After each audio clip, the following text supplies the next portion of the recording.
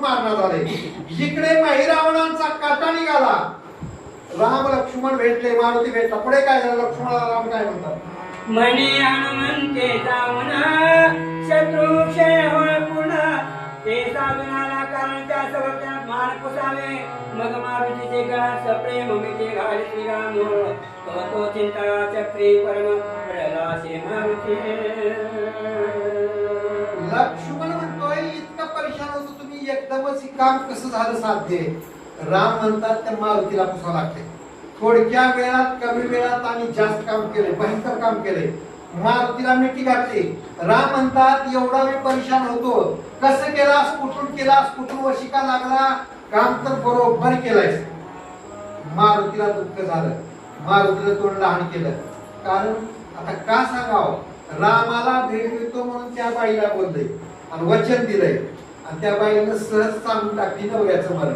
ती बाई रामाची वाट पाहिली. मारुती म्हणतात राम तर ब्रह्मचारी, एक पत्नी एक वचन एक बाणी एक पत्नी आहे. ही गोष्ट कसं सांगावं, दुःख झालंय मारुतीला.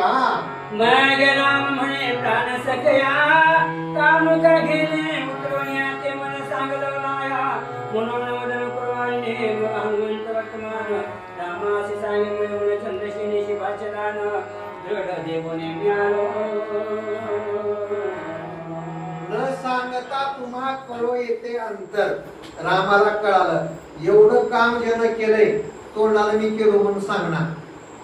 आमच्या सारख्याला बघा तुम्ही, ऐका बाजाची कमाल, एकट्याला पोटी सांगितलं म्हणजे एकट्याला तुझ्या का सांगायला अर्थ आहे रे बाबा.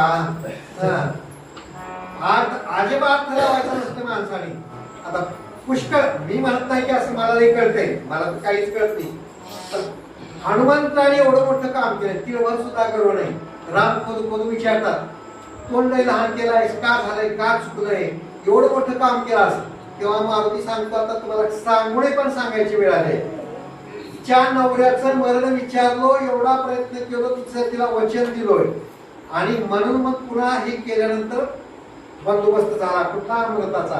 तेव्हा तो रावण मेलाय, तिला वचन देऊन आला मी. आता काय करू तुम्हाला?